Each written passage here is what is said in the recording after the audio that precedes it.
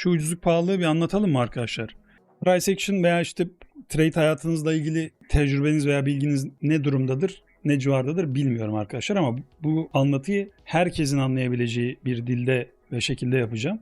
Genel kanı arkadaşlar, bir bölgenin mesela bir bölgenin defalarca denendiğinde sanki orası böyle denenip kırılamadığında daha güçleniyormuş veya o bölge çok güçlüymüş gibi bir algı oluşur. Ve oralardan çok fazla insan işleme girmek ister. Veya işte çok bilindik bir bölge olur. Ne bileyim, burası olabilir, supply, ya da fiyatın çok sert düştüğü veya sert yükseldiği yerler. Buradan işte öyle bir satmışlar ki fiyat buraya geldiğinde işte çok tepki alır falan gibi, böyle retail trader diyoruz biz.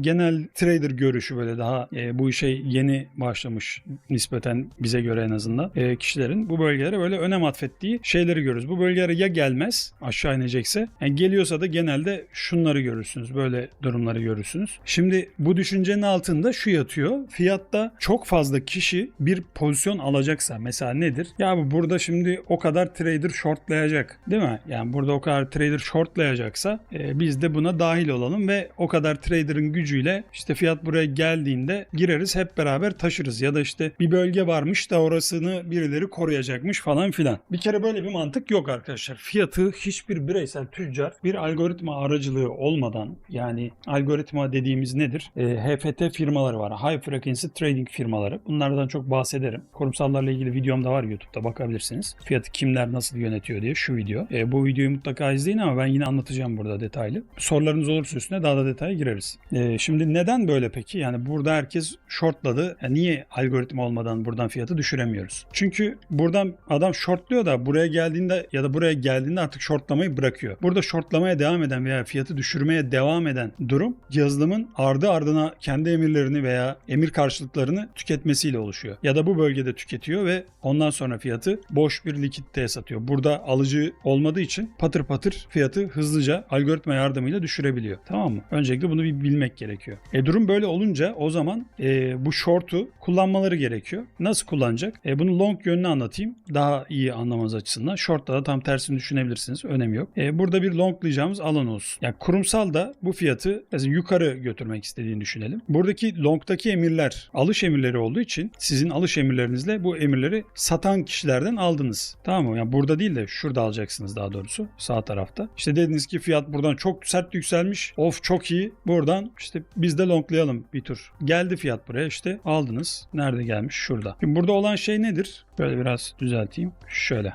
Sizin burada alış emirleriniz var. Tamam mı? Buy emirleriniz. Yani stopunuz da burada sell emirleri, tamam mı? Yani buradan çıkarım yapmayın. Yani o zaman stop koymayız gibi, daha kötü olursunuz. Yani o zaman geri dönülmez zararlara uğrarsınız. Onunla da ilgili şu risk yönetimi videosunu izleyin, ilk video. Niye böyle dediğimle ilgili. Ya matematik çünkü arkadaşlar. Matematik, yani 1 artı 1'i 5 yapamazsınız yani. 2 çarpı 2 86 olmaz. Anladınız mı? Böyle bir matematiği var bunun yani. Ve bize getirdiği avantajlar da var. Risk yönetimini yani matematik kurallarıyla öğrenmeniz lazım. Bu bir kaldıracı az belirledim yönetimi değil yani, ya da stop koyuyorum ben yönetimi değil. Az risk aldım yönetimi değil bu. Öyle bir şey değil risk yönetimi. Zaten ismine başka bir isim bulacağım yani. Bu risk yönetimini duyunca herkes böyle şeyler zannediyor. Daha başka bir isim bulup daha dikkat çekici hale getireceğim bunu bilinçli olarak. Çünkü yani ne yapabilirseniz bilin, ne strateji kullanırsanız kullanın, bunu birebir bu şekilde kullanmanız gerekiyor. Buradaki sell, şimdi adam şu buraya gelelim. Tamam, geri gelelim. Burada ne görüyoruz? Biz burada girmeden önce bu alanda ne görüyoruz? Adamlar algoritmayla her bölgeden mikron sent her yerden alım yapmışlar, tamam mı arkadaşlar? Ta ki buraya kadar.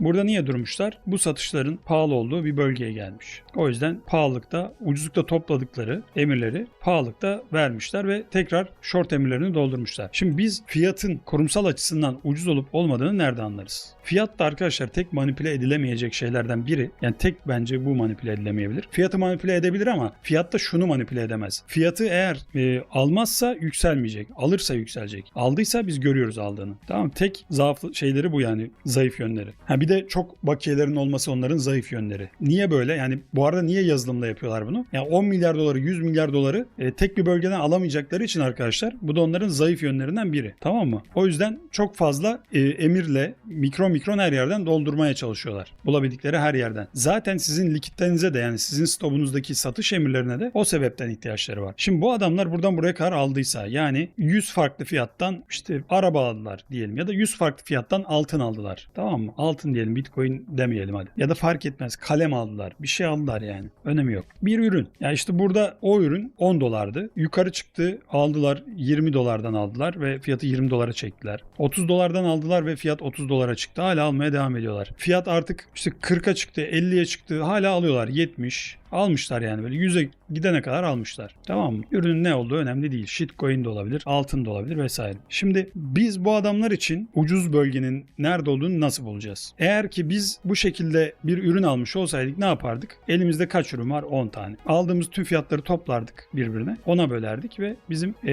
bir üründeki maliyetimizi bulurduk. Şimdi burada o kadar çok işlem var ki biz işlem sayısını bilemeyiz. O yüzden ne yapacağız? Bu alışların hepsini toplayıp 2'ye böleceğiz. Ortalama maliyeti bulmak için. Ve hepsini toplayıp 2'ye böldüğümüzde de maliyeti bulmuş oluyoruz. Tamam, 0.5 bölgesi. Yani burası böyle şey değil yani. EQ bölgesi, equilibrium bilmem ne falan 0.5. Yani range'in tam ortası falan. Ya bunun sebebi bu. Adamların maliyet bölgesi burası olduğu için genelde buralardan risklerini sıfırladıklarından dolayı tepki alıyor. Tamam mı? Ama bu bir tepki. Çünkü buradan tepki aldığında burada ne likit de var ne bir şey yok. Hiçbir şey yok. Gidemiyor fiyat genelde. Ya da gidiyor. Senin burada işlem alman için bu dipleri bırakmış oluyor. Hem de riskini sıfırlayarak götürüyor. Riskini nasıl sıfırlamış oluyor? Buradan buraya sattığı için, şu alanda aldıklarını sattığı için fiyat artık onun için daha sıfırdan başlamış gibi. Hani burası onun sıfır noktası gibi oluyor. Tekrar alım yapabiliyor. Çünkü maliyeti bu zaten. Şurada aldığı fiyatla burada aldığını dengeledi ya. Maliyeti burası olduğu için burası onun sıfır noktası. Buradan tekrar alım yapmaya devam edebilir. Ki zaten yukarıda da satarak geldiği için maliyeti biraz daha düşmüş oluyor. En azından şuralara falan inmiş oluyor. Daha aşağı indirdiğinde de maliyetin altında almış oluyor. Yani bu 0.5'in altı arkadaşlar geneli itibariyle ucuz bölge oluyor. Burada ayrı edilmesi gereken birçok detay var tabii ki. Şimdi ben ucuzluk pahalılık anlatacağım için o konseptin aşırı dışına çıkamam. Buradan çıkamayız yani. Şimdi sen bu bölge çok iyi bölge dedin. Buradan müthiş bir şekilde yükselmiş. Ben buralardan alım emri yapacağım dedim. Okey. Geldi fiyat üstünde bu kadar tepki de aldı vesaire. Kıramıyor da gibi bu bölgeyi. Sen buradan denemek istedin. Farazi anlatıyorum. Genel düşünceler bu olduğu için. Şimdi adamın ucuzluk bölgesi neresiydi? Burasıydı. Genelde algoritmik olarak 70-79 bölgesi kriptoda ucuz olan bölgelere denk geliyor. Ya bunun da sebebini söyleyeyim. Muhtemelen yani benim kafa yorduğum sebep şu. Bu maliyet bölgesinin de tam ortası buraya denk geliyor. Yani bu aralığa denk geliyor. Niye buranın ortasını hesaplıyoruz? Çünkü buradaki alıcılar daha yoğunlukta olduğu için hani yukarı taşıyacak ya fiyatı. Ne yapıyor? Burada alıyor şu alanda. Yani alım ortalamaları ağırlıklı olarak buralarda olduğu için. Buradaki hareket sadece fiyatı yüzdesel olarak yukarı götürmek için. Daha hızlı bak, direkt yukarı doğru kaçırıyor gördüğünüz gibi. Tamam mı? Şimdi ne oluştu burada? Sana bir bölge bıraktı bak burada. Görüyor musun? Güvenmen için. Şöyle alayım hatta bak bölgeyi. Defalarca denemiş vesaire. Güvenmen için bir bölge bırakmış. Bak aslında aşağıdaki ucuzluğu ayarlıyor. Sen şimdi burada, bu arada fiyat yukarı gidecek mi gitmeyecek mi bilmiyorum. Önemi yok bunun. Genel düşünce olarak söylüyorum. Burada sell emirlerin var ya, adam ne yapmak istiyor? Zaten deli gibi almak istiyor. Alış yapmak istiyor. Çünkü çok büyük bakiyelere sahip. O yüzden ne yapacak? Ucuzluğa getirirken olabildiğince böyle alanlar bırakacak ki sell emrinden alabilsin. Sen sat ki o alış yapabilsin. Kendi emirlerini doldurabilsin. Tamam mı? Yani ucuz olan bölgelerden alış emirlerini daha yoğunlukta tutuyor.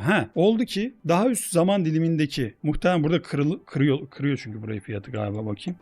Muhtemelen bu bölgelerde şöyle bir durum oluşuyor. Mesela fiyat ucuzluğa geldi, alımlarını yaptı. HTF de trendi aşağı doğru devam ettirmeye bir karar aldığı zaman bu bölgelerden ilk tepkilerini alıyor. Çünkü burada alış emirleri vardı. Kurumsalın daha yukarı tutacağını düşünüyordu. Diğer kurumsalların yukarı götüreceğini düşünüyordu. Aşağı doğru kırdı. O zaman ne oluyor? Buradaki alış emirlerini kapatmak zorunda kalıyor. Çünkü karar değişti. Bak bu bölgelerden ilk tepkiler geliyor. Ve içeride de trend değiştiği için, bak dibi getiren tepe de içeride değişiyor. Bu sefer de bu alışların ucuzluğundan tekrar devam edebiliyorlar. Yani daha organik, böyle sürekli saniyenin milyonda birinde bir sürekli karar veriyor bu. Son oluşan duruma göre sürekli. Ve böyle bir şeyle mücadele vermeye çalışıyoruz. Bizim mücadelemiz böyle zorlukta bir şey arkadaşlar. Tamam mı? Sonra da ucuzluktan istediği bölgelere çekmiş. Burada ne yapmış? Bu bölgelerin diplerini de almış. Muhtemelen şu burada gösterdiğim şu var ya arkadaşlar, böyle bir durum. Bunun aynısı sola gidelim. Orada da var muhtemelen bak. Yani bu bölgeyi güvenilir kılmış. Görüyor musun? Sonrasında da geliyor bak buraya alıyor. Yani şunun aynısı bak. Şuranın aynısı şurası HTF. Bak şunun aynısı. Fiyat buradan yükselmiş. Burayı alıyor. Devam ediyor fiyat. Aynı mantık. Yani neyse çok karıştırmayayım o tarafı. Yani ucuzluk pahalılık kısmında anlamanız gereken şeyleri buradan çıkarımını yapmışsınızdır diye düşünüyorum. Tamam. Bu bilgiler parayla bile satılmıyor, haberiniz olsun. Aynen öyle arkadaşlar. Aynen öyle. Bir de fiyat istediğimiz bölgeye geldiğinde yapının döndüğünü nasıl anlayacağız? Yine market yapısına bakacaksın. Yani trend dönüşüm var mı o bölgede? kurumsal kararını yukarı yönlü değiştiriyor mesela. Ucuzluğa geldi fiyat. Bak burada hiçbir trend değişimi yok yani burada. Sileyim. Bak fiyat ucuzluğa gelmiş. En azından bak buralarda denemezsin. Ucuzlukta denersin ki burada trend değişimi yok. Bak dibi getiren tepen ta burada. Buranın maliyetinden devam ediyor zaten fiyat. Hatta bak direkt pahalına gelmiş. Pahalından tekrar devam ettirmişler. Yani trend değişimi olsaydı burada şöyle bir şey görseydik biz. Buradaki trend ilerleyişi nasıl? Bak burada trendini değiştirmiş. Buranın pahalına gitmiş ama ucuzluktan değiştirmediği için bir anlamı yok. Tekrar low vermiş. Düzeltme yapmış. Bak tepen burası. Yeni low vermiş. Tepen burası. Sonrasında böyle pahalılık. Tekrar low. Low vermiş. Tepen, low, tepen. Burada bir manipülasyon. Önemli olacak deyip trend değişimi, ucuzluk, pahalılık, ucuzluk, yeni high. Sonrasında ucuzluk buranın pahalılığına kadar çıkıp tekrar low vermiş. Yani buradaki görüntü de şu. Hatta bu şöyle. Tepe burası. Çünkü low şurada geliyor. Bak arada bir sürü şey var mesela. Bunların hiçbirini almadım burada alırken. Market yapısını doğru belirlemek biraz böyle gözüken bir şey arkadaşlar. Biraz yanlış gözüken bir şey. Çok doğru gözüküyorsa zaten yanlış belirlemiş oluyorsunuz genelde. Yani zaman dilimlerini birbiri arasında kullanmak Koreli bir şekilde bunlar falan biraz zaman alacak şeyler arkadaşlar. Çok deneme yapmanız lazım. Maliyetten neden götürüyor fiyatı? Sürekli ucuzdan alsa daha karlı olmaz mı? Evet daha karlı olur. Ama şöyle bir fark var. Güzel soru bu arada. Bravo. Şimdi bak burada bir tane sıfır maliyetten alıp götürdüğü ve tekrar sonrasında ucuzluğa getirdiği ve gittiği bir fiyat koyalım. Tamam mı? Yani aslında ucuzluktan alıp gittiği bir fiyat. Şimdi buraya da maliyetten alıp götürdüğü bir fiyat koyalım. Sürekli maliyetlenerek gidiyor yani şu 0.5'lerinden. Maliyet noktalarını da çizeyim de hani şuralardan alıp gidiyor. Şimdi bir diğeri de şu. 3 tane halimiz var aslında burada. 3 mantık var. Soru çok güzel soru. Vallahi bravo. Bir tane de sürekli ucuzluktan alıp gittiği var. Ucuzluğa geliyor, gidiyor. Ucuzluğa geliyor, gidiyor. Tamam mı? Farklarını şöyle anlatayım arkadaşlar. Birinci görseli sona saklayayım ya. Dur. Şimdi niye maliyetlenerek gidiyor mesela burada? Muhtemelen şunu düşünmemiz gerekiyor bizim. Muhtemelen aşağıda çok long emirlerini topladı burada. Fiyatı şuradaki alanda bu yükselişte zarara uğramamak için ve daha az maliyetle götürebilmek için riskini sıfırlayıp kaçırıyor fiyatı. Hani olabildiğince hızlı hareket ettirmek için. Tamam mı? Riskini nasıl sıfırlamış oluyor? Dediğim gibi hani buradaki alışları sıfır noktasına getirdiği için, burada da satış yaptığı için bir yandan tabii short emirleriyle de kar sağlıyor. Ağırlıklı olarak short emiri toplayarak gidiyor. Long emiri değil artık çünkü burada long emirlerini toplamıştı yataya bağlayıp fiyatı. Bu senaryo biraz bunun senaryosu. Burada ne oluyor? Sadece ucuzluktan alarak gidiyor fiyatı. Şimdi burada şöyle verimsiz bir şey gerçekleşiyor arkadaşlar. Maliyete hiç gelmeden sadece ucuzluklardan götürdüğü zaman bu da gerçekleşir ama ya burada fazla bir likidite vardır. Yani gerçekten ucuzluğa daldırabilecek bir emir yoğunluğu vardır. Bunu karşılayabiliyordur. Çünkü atıyorum 100 milyar dolar dolduracak adam burada. Hani deminki gibi şu bölgeyi 0.5 yapa gittiği şuranın başı olarak düşünün. Yani burada yatay bir alandadır. İşte emirlerini toplamıştır falan dedim ya long emirlerini. Şura gibi düşünün. Bu yükselişler 0.5 gitmiştir ve ucuzluklarında bu alandaki likiditeleri toplayabilecek bir gücü vardır. Ya da diğer bir ihtimal tamamen hani fiyatın belli bir alanda likidite yaratmak için bu hareketleri yapıyordur. Sonrasında şöyle bir hareket gelecektir. Burayı toplayıp gidecektir yani. Çünkü bu şekilde verimli olarak emir toplayamaz. Manipüle etmesi lazım. Verimli emir toplayabilmesi için. İnsanları işleme